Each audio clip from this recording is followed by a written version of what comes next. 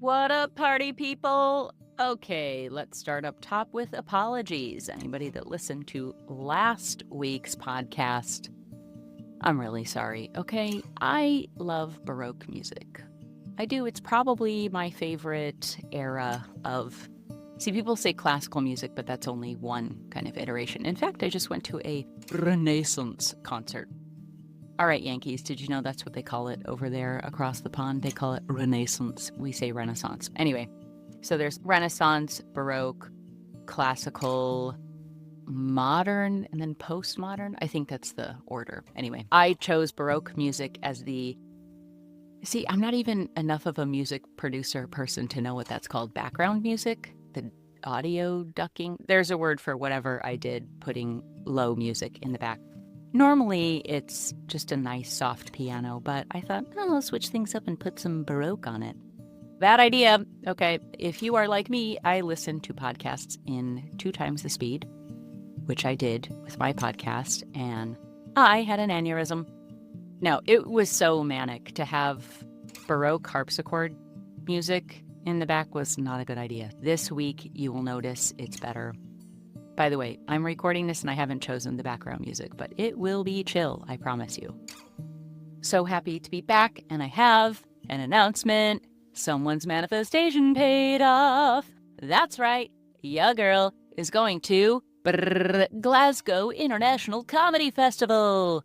Why did I say it in that accent? Glasgow International. No, I'm gotta work on my Scottish accent. Sorry about that. I'm sorry, people of Scotland. I've tried.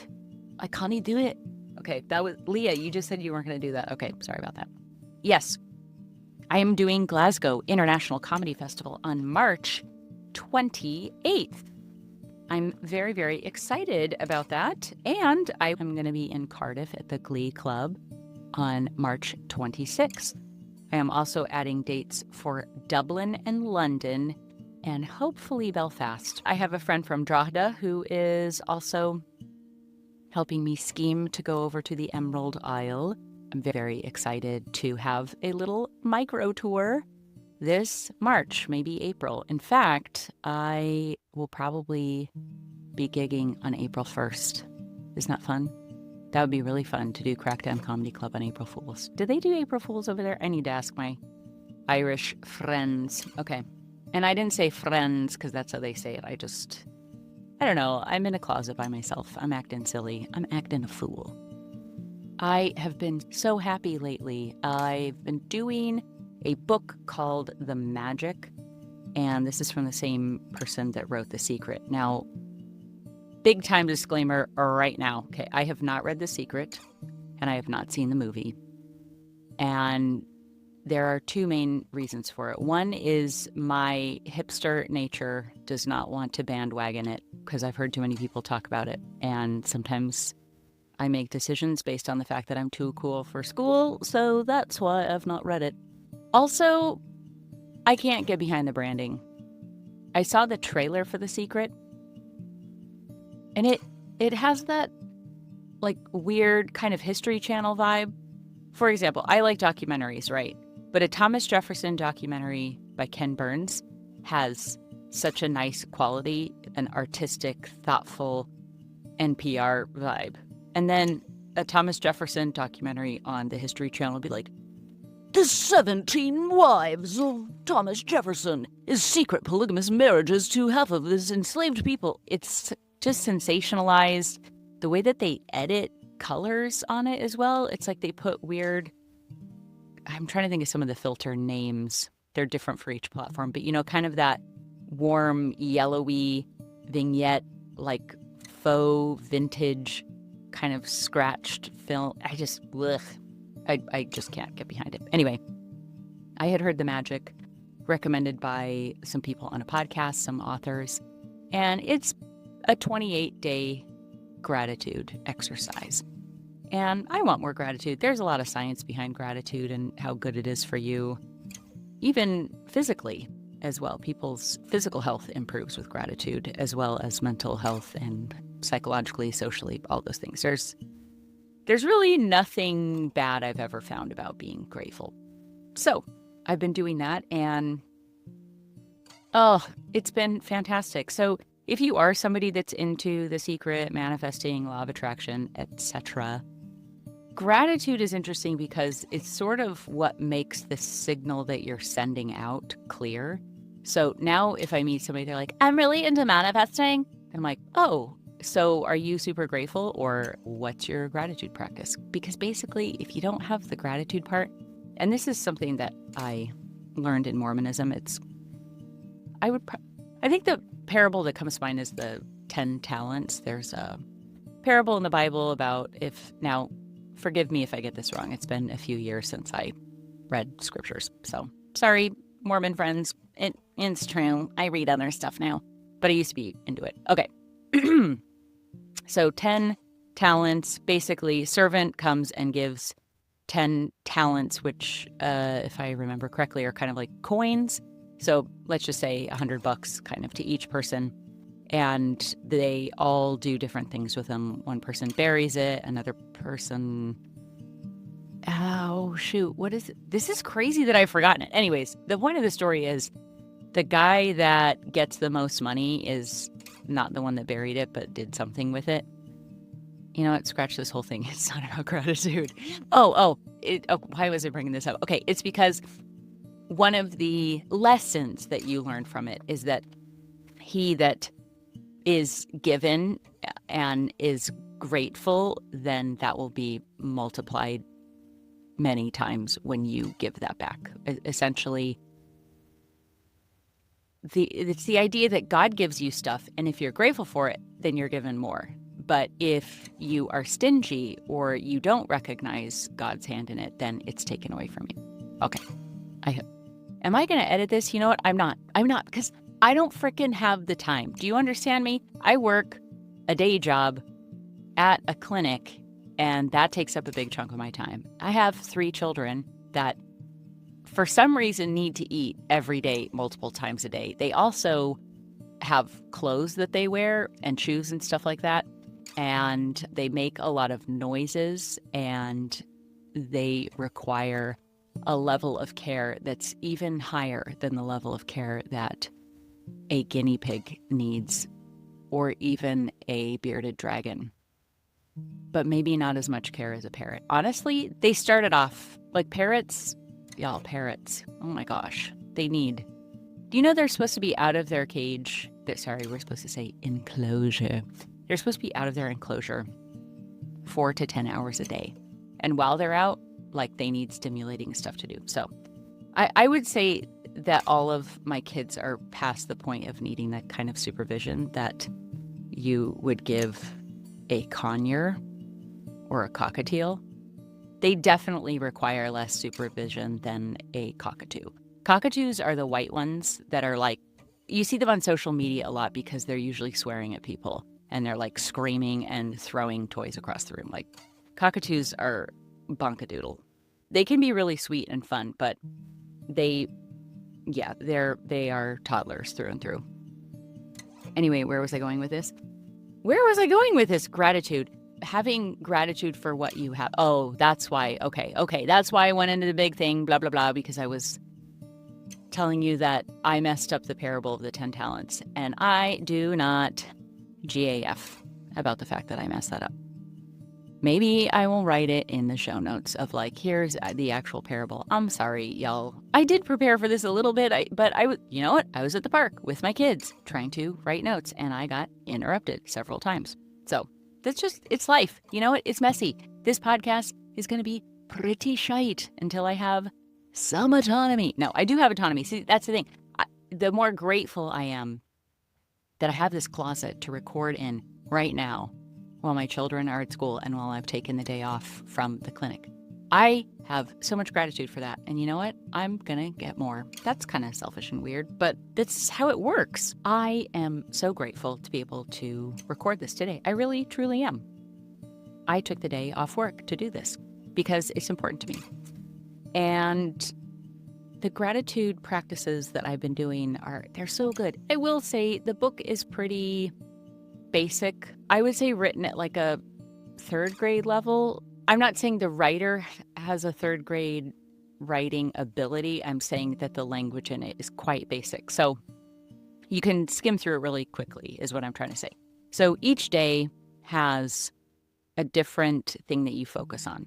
For example, there is one for gratitude for people in your life that you love, and you print off pictures of 3 people that you want to show gratitude for that day, and you look at their picture and you think about all the things that you're grateful for from them, and then you write down a few things and you carry the pictures around and you look at it and you say thank you as you look. Anyways, I was amazed as I looked at these photos of my kids that I just complained about. Yeah, those ones. I just welled up with emotion. I freaking love those weirdos.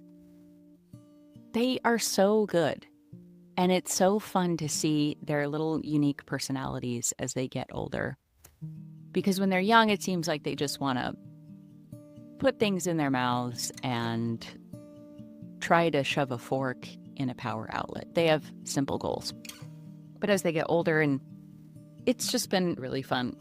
I just felt overwhelmed by the amount of love that I felt for my family as I went through these pictures of each of them and listed off all the things that I loved about them. It was really very beautiful. In fact, I might design some kind of download or something for the website to help people with this, because I guess I didn't look that hard for guides to the magic. I actually just looked up what each day was because I was going to try to like freestyle it. And then I thought, no, I really want to get the book because the kind of shortened, abbreviated list I wanted a little bit more than that.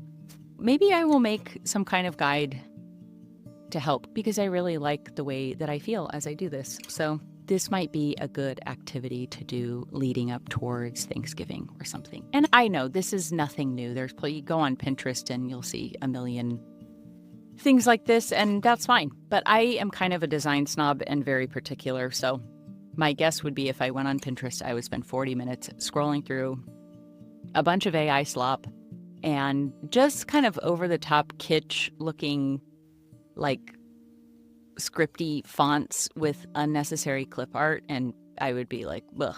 So I'll just make it myself. Maybe. I don't know. I just talked about how busy I am and how I don't have time.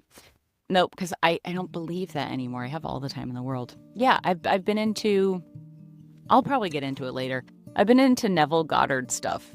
Do you know who he is? He was like really weird when I first found him, because it was on a Spotify playlist and it just started playing, and he kind of sounds like Harry Belafonte. He's from Barbados. And I was like, that's a really interesting accent. Who is this guy? I think he was big in the 50s, maybe. I know early 1900s, but I can't remember if that's because he was born in 1910 or so. Anyways, old school, but super into manifesting stuff. Anyway, back to my kids. This is one thing that's making it a challenge to figure out my next right step, because I freaking love them. It is insane. And I've always loved them, but I think as I was leaving the Mormon church, I had some feelings of resentment, because I felt like as a Mormon woman, I was not allowed to have my own hopes and dreams unless they complemented or did not compete with my duties and responsibilities of motherhood. And those responsibilities included having as many kids as I felt that I could so that I wouldn't be selfish, and then nurturing them and teaching them, and that was my prime responsibility. So that's quite limiting. I didn't feel like I could put my kids in daycare, because I was one day going to account before God to what kind of mother I was. And I didn't feel right about putting them in daycare as a Mormon lady. So I'm not shaming people that do put their kids in daycare. I'm relating to you life decisions that I made based on the belief system that I adopted for much of my life. As I was leaving Mormonism, that's when I opened up my mind to the idea of putting my kids in public school, which I was not open to before. And then that meant that I was going to have more time to pursue the things that I want to pursue. And in 2022, that's when I made the decision to go, I was going to say to go whole hog on comedy, but honestly, for the first, 6, 7 months of 2022, I was not able to do comedy whole hog because we were living nomadically. But the intention was there. So I was listening to comedy podcasts all the time. I was going to every open mic that I could, but we were traveling, so that wasn't always easy, but we made time for it. And then I went to Edinburgh Fringe for the first time. I just hosted a showcase because I didn't have enough material to do a full hour. When I got back to Philadelphia, I was hitting 2 and 3 open mics every night. That's when I went whole hog. And I loved it. I loved chasing this dream. I loved being a part of things. And it was so exhilarating and exciting. There were basically no other comedians that would come to open mics that were married and had kids like more than 2 kids, I would say. Sometimes people will be like, oh, do you miss your family? And I'm like, no, because I'm living my dream. Fast forward to now that I have a few more years of comedy under my belt. I have probably about 2.5 to 3 hours of material. I've done a few Edinburgh Fringes, my own solo shows. And now when I go out, man, I went out on Monday and I was really sad because I wasn't there for bedtime. And yeah, this gratitude practice, it's, yeah, I freaking miss them. They're really fun and snuggly and sweet kids. By the way, I recognize that it's not fun to hear other people talk about how much they love their kids. I know I kind of zone out. And people are like, oh my gosh, my son, but oh, do you want to see these pictures of him at baseball camp? I'm like, no, I actually don't. Sorry. So I'm probably boring you. But it doesn't matter. So I love my kids, but I also love stand-up. And I've always been trying to figure out ways to do both. So I've been trying to discover what do I like about stand-up and what don't I like about stand-up. I definitely enjoy being out. I like being around other comedians. I like the variety because most of the comedians, especially at this stage for me, have really different lives than I do and experiences. So I find it to be fun and dynamic. And then in terms of doing my own shows or being on like bigger showcases at theaters with lots of people, it's so fun to meet people afterwards. I love that part of it. But what don't I like about stand-up? Now, some people say you have to travel a lot for stand-up. I don't think it's fair to call it travel because when I hear travel, I think someone's going to Italy or Japan and they're getting to visit and walk around and have fun. Sometimes stand-up is that way. Sometimes you go to cool places and you have some time to walk around and see things. But many times, or I would say for the majority of full-time gigging comedians for whom their sole or primary source of income is stand-up, it's more like commuting. It's more like a really long commute. If my stand-up gigs were all to beautiful places where I had a few days buffer. I would fly in, I'd get to sleep the next day, walk around, see things, and then the next day had the show and then left. That would feel more like travel, but you're usually flying in, trying to get to the airport with enough time so that you can hurry and get to the club, do your thing, sleep in a hotel, get up the next morning, go back to the airport. And the places that you're going are like, sorry, Cleveland, I won't do that to you, Cleveland. You've got isn't there a Rock and Roll Hall of Fame in Cleveland? Also, my friend Dave Hill's from Cleveland, so I'm not going to shit on Cleveland. Although, my friend is from England, and she's here over in the States doing, I think, a book tour or something. And she was in Cincinnati, and apparently the people of Cincinnati said, oh yeah, we're just like Philly. I'm like, no, Philly... Y'all go Birds. Philly is such a great city. I know there's tons of crappy stuff about it, but there's crappy stuff about every single city. Philadelphia has so much cool stuff. It's so underrated. Cincinnati, do not even tread that stolen valor. Okay, Philly is life. Okay. Sorry, Cincinnati. I'm sure you have great stuff. Just not as great as us. Okay, do you have, are you the cradle of democracy? Was the Constitution written on your streets? I don't think so. Okay. Are you known for your historic streets, successful sports teams, and cheesesteaks? No, I do not think you are. In fact, I think Cincinnati is the city that puts chili on spaghetti. I don't even know if did they call it Cincinnati chili? I am not joking. I'm 90% sure that Cincinnati's thing, this is the thing.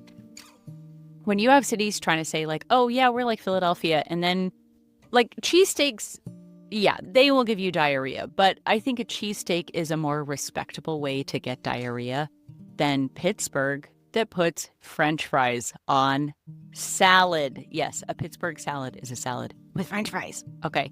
Cincinnati chili, it's spaghetti with chili on the top. I'm not even saying that it might not be good. I'm just saying have some respect for yourself, Cincinnati. I'm just saying slow your roll, okay? Like thinly sliced steak with a product that may or may not be actual cheese on French bread, for some reason seems slightly more sophisticated than spaghetti and chili. Spaghetti and chili, that's like single mom stuff. Spaghetti on chili definitely sounds like Honey Boo Boo's mom just had 2 Four Locos and that was all she could get together for dinner. Which, by the way, no shade, it's hard to take care of kids. I'm not going to judge anybody. What did I feed my kids last night? Frozen burritos, okay? I'm not better than anybody else. So back to stand-up comedy. What don't I like about it? The being gone so much. You're gone so much. The other thing is that it's really weird to constantly have to promote yourself. And not just stuff you make, but you're begging people to come and see you in person. I understand that marketing is a part of just about every business. Unless you're doing B2B stuff, you're going to have to say, this book is great, or you will love this lotion, whatever it is. I understand that. But when you're doing it for live shows, you're like, come see me. Get a babysitter, drive here, take an Uber, take the train, do whatever you can to see me. If I'm going to have to sell something, I'd much rather sell a book or like a physical item. But I do love when people come in person, but it is weird. I felt weird every day of my show where there would be a long line of people come. I'm like, they're all coming to see me? That's so weird.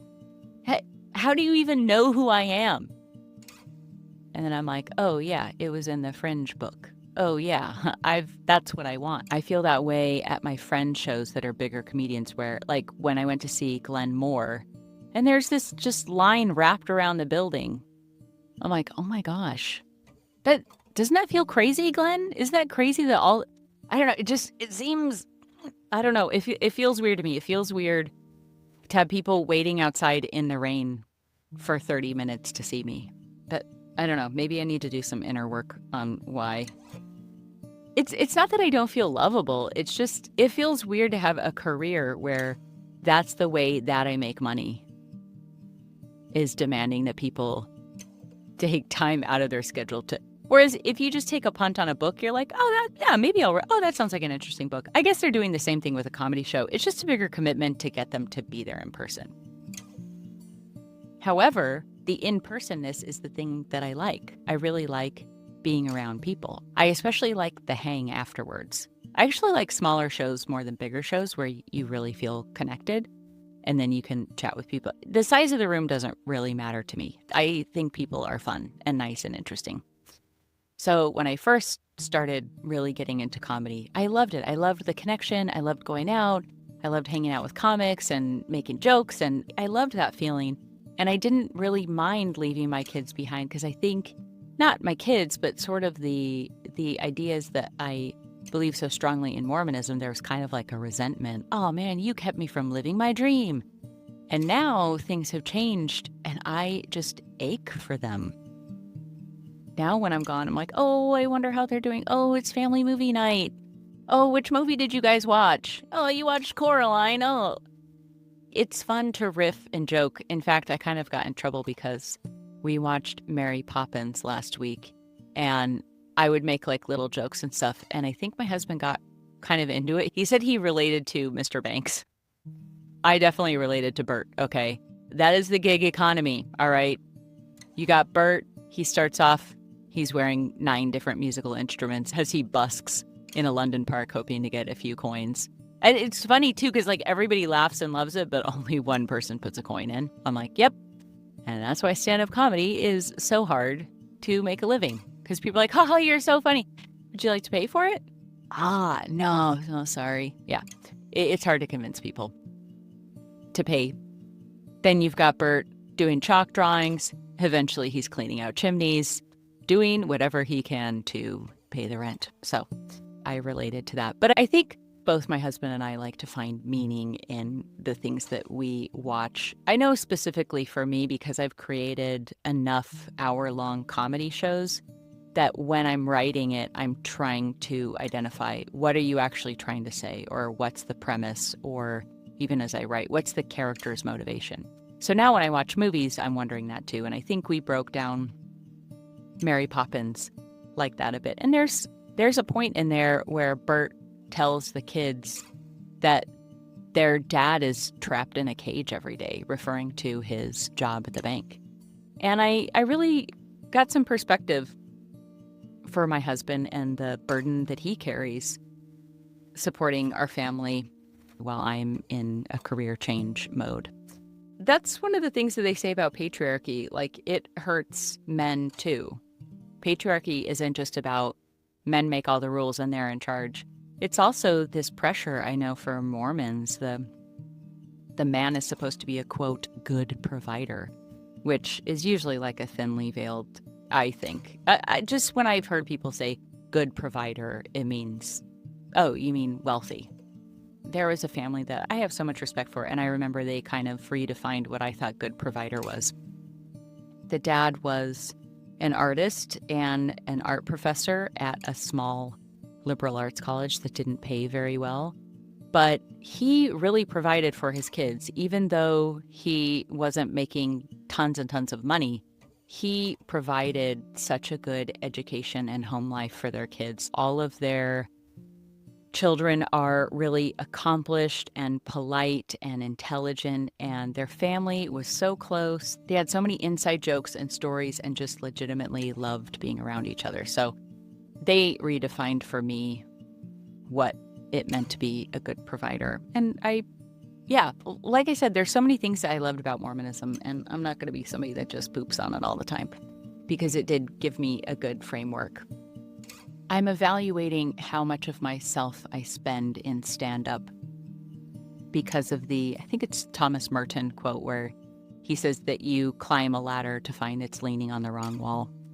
And because I've listened to, and this is not an exaggeration, thousands of hours of comedy podcast interviews with people who are successful in comedy, a lot of them talk about those that have children and partners, how they miss them when they're gone. And comedians who worked really hard and kind of neglected everybody in their life, and then they got to the top and they were like, I made it, I did Madison Square Garden. And they look around and they're like, wait, where are my friends and family? So I really like to learn from other people's experiences. Even though the first couple of years I was just very much in the zone doing my comedy stuff, I know that I love writing comedy. I love connecting with people. I love giving people a good feeling that maybe changes their life for the better. And even if that change is just that they lost someone close to them and they went out for the night and they had a good laugh with a couple of their friends and it gave them hope that things could get better. I don't know. I'm still opening myself up to what might be the way that I spend the bulk of my time. Dang, why is this so personal? I don't think anybody even cares about this. They say the more personal something it is, the more relatable it is, and that when you try to go too vague, then it's actually not that meaningful. So in the hopes of connecting with whoever listens to this, if anything that I've said feels true to you, then good. I'm glad to have humiliated myself on your behalf. I don't really feel humiliated by it. In fact, I think people are afraid to talk about what they really care about or what their secret dreams are. And that's sort of a recipe for them never coming true if you can't speak them out loud. I see the benefit of holding off until you're around people that are what Julia Cameron calls a believing mirror. So I think if you do have a dream or vision or something that you're really jazzed about, that you save that for people who aren't going to poop on it. I see that. I think more often than someone having a dream and not sharing it is that people don't know what they really want. This is actually a question that I've had lately, and a question that I like to ask people. is if you got your King Midas wish, that you were granted whatever you wanted, but it actually happened and you couldn't go back on it. Do you know what you would pick? And if you do, what would it be? Because that's the thing. I could say, oh, I want to be, I don't know, Ali Wong, a touring stand-up comedian who has some TV and film credits, so she has no problem selling out her shows. She's also very funny. I'm not saying she sells out rooms just because she has been on movies and such, but that maybe a couple of years ago, my King Midas wish would have been to be someone like Ali Wong. She just has a lot of fun and variety in the comedy that she does, and she has no problem selling out shows. So that's what I want. That's probably what I would have said a few years ago. But if I actually look at her tour schedule and what her lifestyle is like, maybe I wouldn't want that. Would I pick to be Ali Wong before I picked being David Sedaris, whom I have mentioned in the past? I think David Sedaris actually has kind of a more chill life that reflects what I value more than Ali Wong. David Sedaris can go into the grocery store and not be recognized by the majority of the people. Even now, I say David Sedaris and people are like, who is that? But then people who actually know who David Sedaris is typically love him. So you have these fans that really like you, but they're not annoying. And I think if people know your face and you're a famous showbiz person, that can become really obnoxious because you can't go to the grocery store without people being like, oh, you're that one lady on that one show. People don't do that to David Sedaris. He hasn't been on a lot. His face isn't as recognizable. And he writes stuff that's great and fun and really helps people through hard times. And I'm sure Ali Wong does too, but that's something that I've been thinking about lately. I find the advice to just follow your passions, or what are you excited about? I find that to be very obnoxious advice because I am excited about everything. And I talked about that in the last podcast. Late last summer, I was going through this like, man, I want to learn how to produce music. Oh, maybe I'll write a book. Ooh, I want to look into virtual reality comedy. That seems like it'll be the next big thing. And wouldn't it be fun to start some kind of a talk show or comedy show in virtual reality? And I could learn how to do that. Ooh, I could really double down on my stand-up and start doing more gigs. I really like clown stuff. Clown is so cool. You know what? I haven't really played my flute very much. Oh, I could really get better at podcasting and have a really good podcast like Blind Boys. I was just all over the place. And all of it sounded fun to me. Everything sounds exciting. So when somebody says follow your passions, it's not very fun to somebody who's a passionate person. So then if you need to whittle down the list, how do you do that? I think from a practical standpoint, it comes down to two things. One would be lifestyle. If I'm just as happy as a writer, as a podcaster, as an actor, as a comedian, as a virtual reality host, which one has the lifestyle that I most like? Then the second question would be, and this one's tricky because there's such a wide range, but what is the probability that you could make a living wage from this with maybe the least amount of hours invested? So let's say working 40 hours a week, including travel time, which one would give you a median salary that you could comfortably live on and make sure you could pay your bills? Stand-up comedy, writer, podcaster, you see what I'm saying?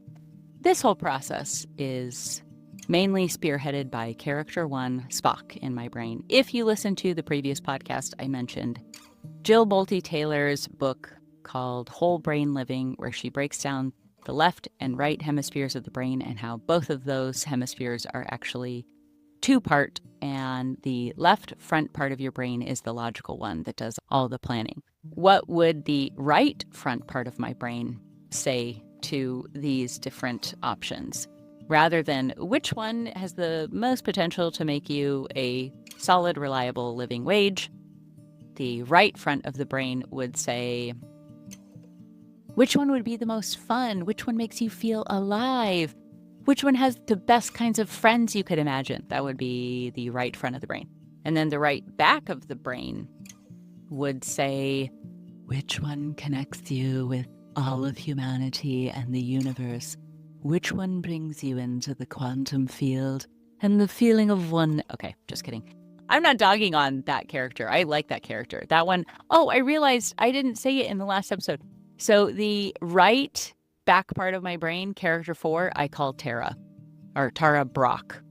So Tara Boom is a clown friend, and that's the right front. And then Tara Brock is the right back. So in case anybody was like, hey, she didn't give us the name of the 4th character in her brain. This podcast does not make sense to people that haven't heard the previous episode. And I'm sorry that if you have to listen to it, you have to hear the Baroque music in the bottom. I can't edit it. So just maybe don't listen to it fast, because listening to it is like I spiked your drink with Red Bull or something. It's too chaotic, and I apologize for that. So yes, you've forgotten one of your characters. Okay, character 1 is Spock. Spock is going to say, what's the most practical option? Character 2, that's Mrs. Bennett from Pride and Prejudice. They're like, of a nervous disposition. She's the one who's always freaking out about stuff.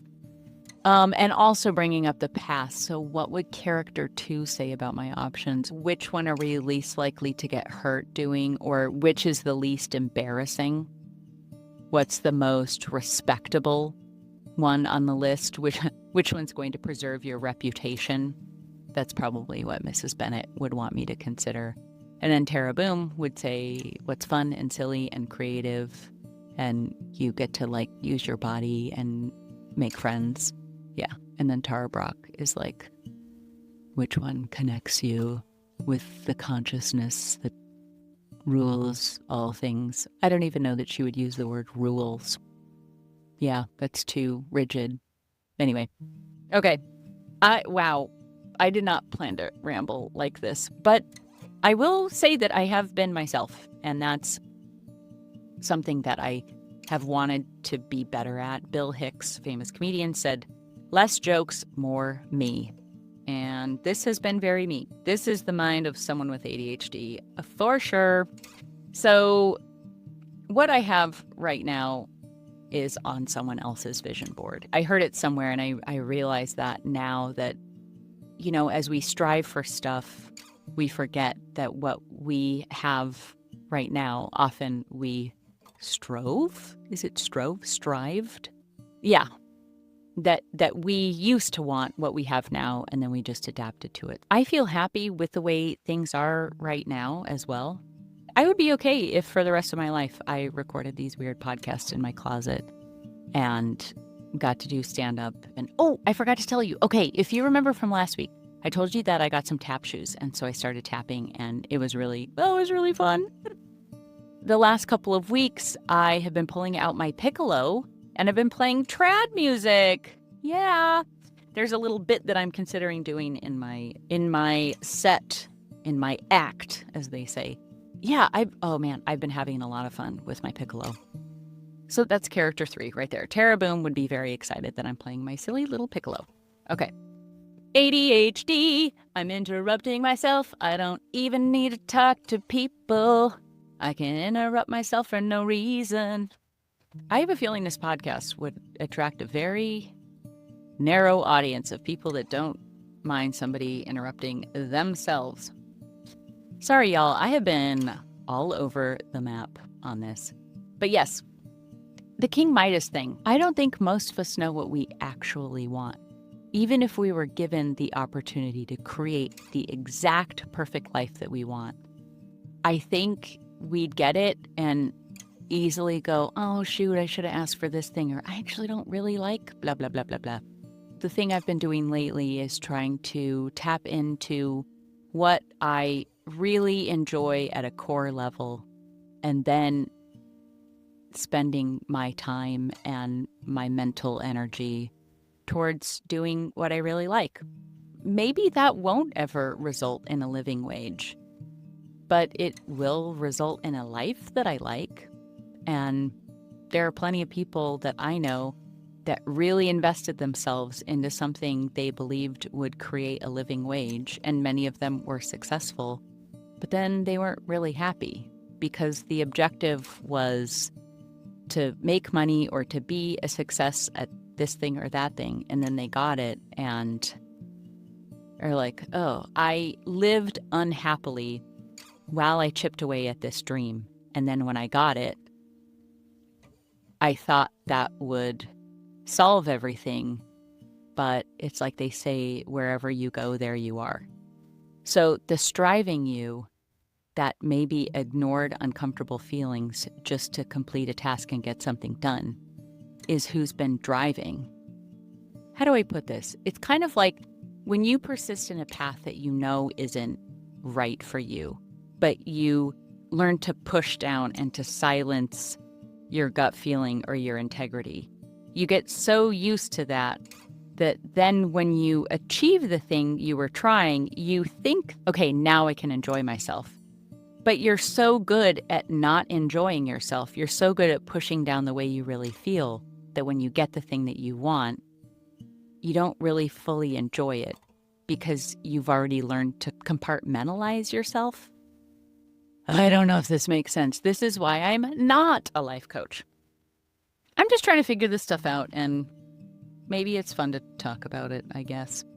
I know for me, I'll give you an example. I don't really like looking at pictures of my kids when they were younger because I feel sad. I feel sad that I didn't appreciate them more when they were that little. And they were they're so beautiful and so cute.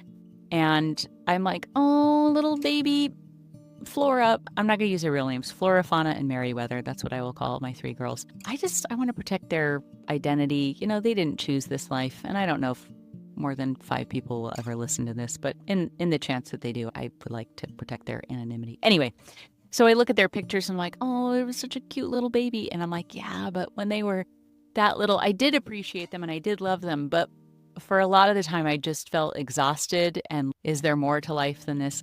I felt like I took them for granted when they were little. But at the same time, I kind of gave up my whole world. I don't know, it's tricky. Do you see what I'm saying? It's like I was with them all the time. I didn't take them for granted. I sewed their clothes. I made food from scratch. I handmade and sewed puppets and toys. I carved blocks for them. I didn't take them for granted in like the Peter Banning on Hook, the power-driven banker who doesn't show up to his kids' baseball games. I didn't take them for granted in that way.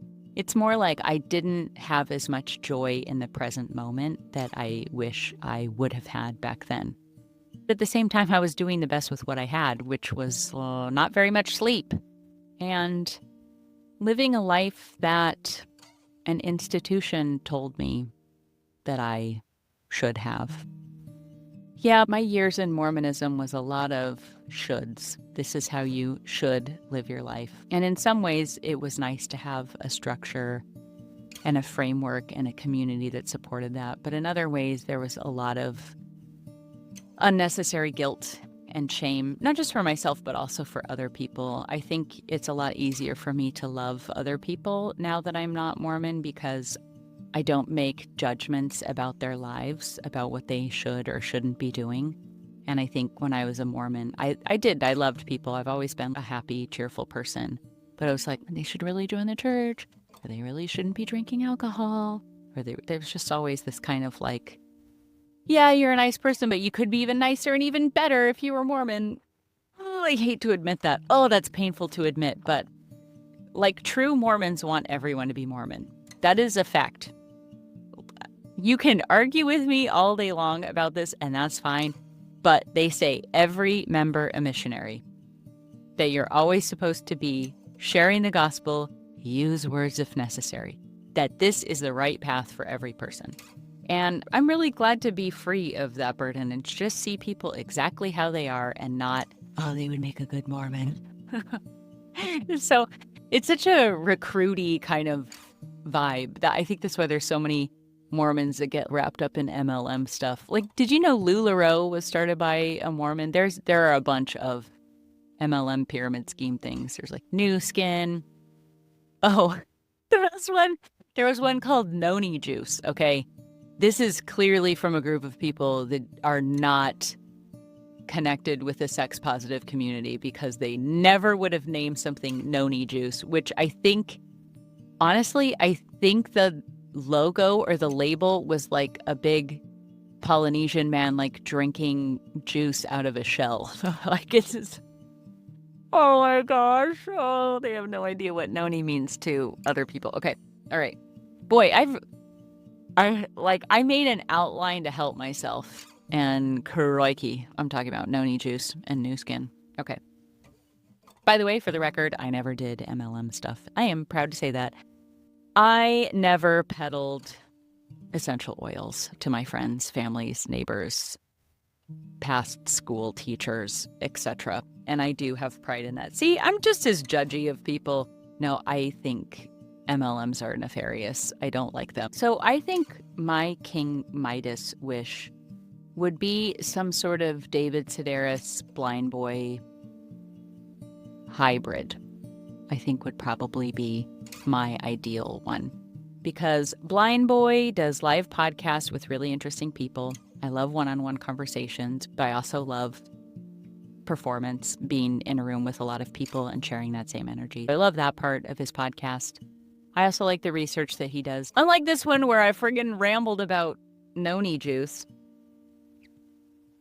And then David Sedaris, because he writes essays. You know what? Blind Boy writes essays too. Yeah, I think maybe my ideal would be being Blind Boy, although the stuff that he writes is more like James Joyce, Flann O'Brien. Like it's more esoteric, surreal kind of stuff. I like David Sedaris's essays. I think those are fun and a little less political, so he's able to go on radio and TV and stuff without getting a lot of hate like Blind Boy does because he's more political. I don't think I'd be as political as Blind Boy or as surrealist fiction, but I do like the variety of projects that he's worked on. I love David Sedaris's vibe. I just think he's a funny, quirky person. I know it sounds like I'm all over the place, and I probably am, but the thing is, you don't get to decide why you're funny. And you don't get to decide why people like you. That's a really difficult thing for some people to grasp, but I've seen this a lot in comedy. There's somebody specifically that I'm thinking of. They're a good comedian, but they also have other projects that they do that I find are way more successful than their comedy is. They're just an okay comedian. They have a few jokes that are good. They understand comedy really well, but they're just not that funny. I don't know if it's because the way they look or they could just write their bits better. Do they not have people they can bounce ideas off of? I don't know why that is. I actually just had a conversation with a comedian friend of mine about Pete Holmes. And this friend doesn't really like Pete Holmes' stand-up as much, his written stuff, but he loves when he riffs and goes off script. And I see that. I really like Pete Holmes' podcasts. I think he's very funny one-on-one, talking to people, riffing, adding in little things. I don't know if I would say that his stage material is less funny than when he riffs in person.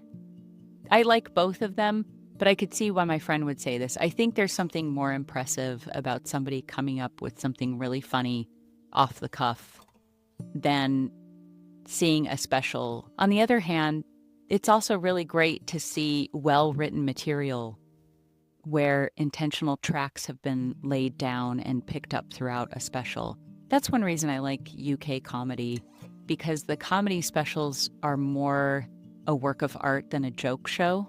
Some comedians do it well in the States. It's more common in England, Ireland, Australia, and in the festival scene to have your stand-up special be a narrative with lots of tracks laid down that are eventually picked up at the end. In fact, the special that I would recommend that does this incredibly well is my friend Mike Kaplan. His special is coming out November 19th, 16th? I think it's 16th. Anyway, he's an American stand-up whose writing is impeccable. He's such a brilliant joke writer, no fat, very silly.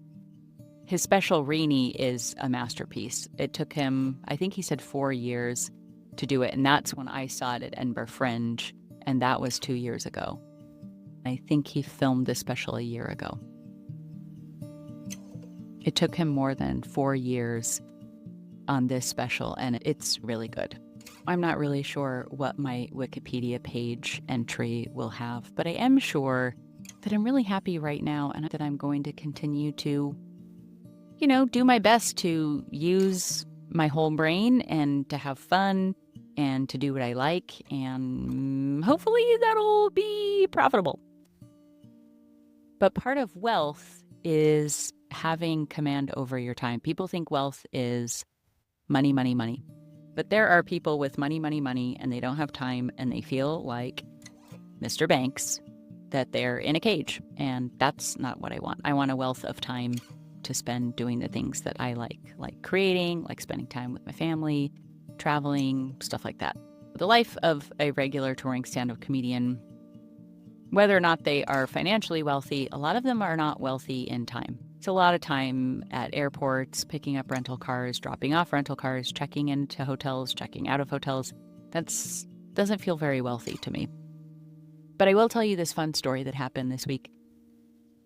My mom was at a farmer's market, and she saw this really beautiful handmade Italian leather bag that she really liked. And it was much more expensive than she normally would have bought. And the man who made it was there. He's from Italy, and my mom was chatting with him in the little Italian that she knew. And they just had this really lovely connection. And he said something like, normally this bag is $700 or something, but I like you. And he said $375.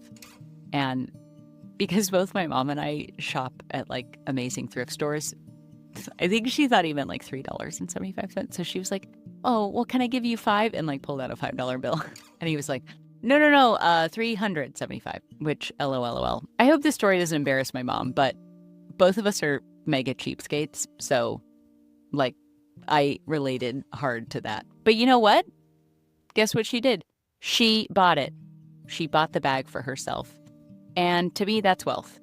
That is wealth because she loved this bag and she loved the connection that she had with this guy. And my mom, I don't know how much she has in her bank account, but it's probably less than what you have. I will just put it that way. At this point in her life, living as a senior citizen on a fixed income, it's not a huge amount. But she loved this bag, and she's an author. She's working on another book right now, and we are both like in the quantum field right now, like Neville Goddard manifestation stuff. And that bag is the bag that a New York Times bestseller would have. That is the bag that a David Sedaris would have. Somebody who has disposable income and they get the thing that they really like. I think that my mom getting that bag was living in abundance. She had the cash for it and she has money to meet her daily needs, and she treated herself. And I love that bag. I love the symbol that leather backpack is for my mom. And normally I'm not a materialistic person. I tend to like minimalism.